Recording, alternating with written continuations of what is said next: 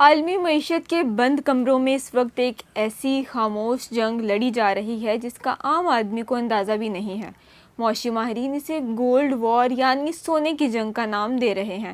ایک طرف دنیا کی سپر پاورز اپنے محفوظ اثاثوں کو بڑھانے کے لیے سونا جمع کرنے کی دوڑ میں لگی ہیں، تو دوسری طرف ایک عام پاکستانی اس مشکل کا شکار ہے کہ کیا اسے اس وقت سونا خریدنا چاہیے یا نہیں۔ آج ہم حقائق کے ساتھ بات کریں گے کہ دنیا میں اس وقت کل کتنا سونا موجود ہے، کون سے ممالک اس معاشی سرد جنگ کے بڑے کھلاڑی ہیں، اور سب سے اہم بات کہ یہ اس عالمی صورتحال کے دوران آپ کو سونا خریدنے کی غلطی کیوں نہیں کرنی چاہیے۔ السلام علیکم، میں ہوں طوبہ نواز خان اور آپ دیکھ رہے ہیں روہی نیوز۔ سب سے پہلے اس حقیقت کو سمجھتے ہیں کہ دنیا میں اصل میں سونا ہے کتنا۔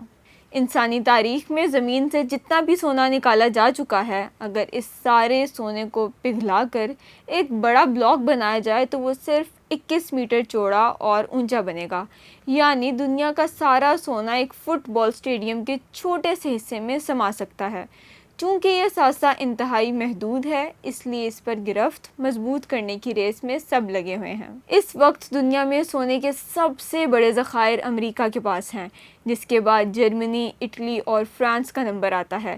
لیکن حالیہ چند برسوں میں چین اور بھارت نے جس تیزی سے مارکیٹ سے ٹنوں کے حساب سے سونا اٹھایا ہے، اس نے عالمی مارکیٹ کا توازن بدل کر رکھ دیا ہے۔ اب سوال یہ پیدا ہوتا ہے کہ یہ ممالک سونا کیوں جمع کر رہے ہیں؟ دراصل یہ ڈالر کے خلاف ایک عالمی محاذ ہے۔ روس اور چین جیسے ممالک اب بین الاقوامی تجارت میں امریکی ڈالر پر اپنا انحصار ختم کرنا چاہتے ہیں۔ ان کا ماننا ہے کہ معاشی بحران کی صورت میں ڈالر ڈوب سکتا ہے، اس لیے وہ اپنی معیشت کو مستقل تحفظ دینے کے لیے اپنے مرکزی بینکوں کو سونے سے بھر رہے ہیں۔ جب دنیا کی بڑی طاقتیں مارکیٹ سے سارا سونا خود خرید کے دوڑ میں شامل ہو جائیں تو سونے کی ڈیمانڈ میں ایک مصنوعی اضافہ ہوتا ہے اور قیمتیں ریکارڈ سطح پر پہنچ جاتی ہیں۔ اب سونا صرف ایک زیور نہیں رہا، بلکہ عالمی سیاست کا ایک بہت بڑا ہتھیار بن چکا ہے۔ جب دو بڑے معاشی بلاکس کی یہ جنگ تیز ہوتی ہے تو مارکیٹ انتہائی غیر مستحکم ہو جاتی ہے۔ چین کی حالیہ معاشی پالیسیوں اور کچھ پابندیوں نے واضح کر دیا ہے کہ عالمی سطح پر سونے کی ٹریڈنگ اب کسی بھی وقت ایک بڑا جھٹکا کھا سکتی ہے۔ جب قیمتیں مصنوعی طور پر اتنی اوپر لے جائی جا چکی ہوں تو مارکیٹ میں کسی بھی وقت ایک بڑا کریش آ سکتا ہے، کیونکہ بڑے سرمایہ کار کسی بھی لمحے اپنا پیسہ نکال سکتے ہیں۔ ایسے غیر یقینی ماحول میں سونا خریدنا ایک بہت بڑا مالیاتی خطرہ بن جاتا ہے۔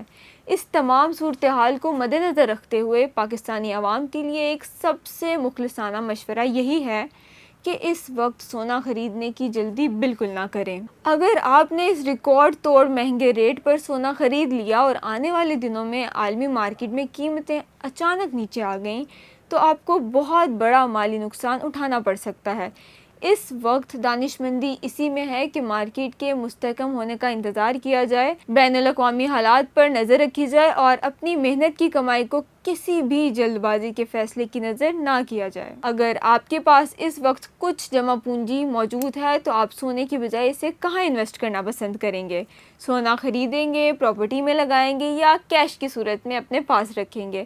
اپنی رائے کا اظہار نیچے کمنٹ سیکشن میں ضرور کیجیے گا۔ مجھے دیجیے اجازت، اللہ حافظ۔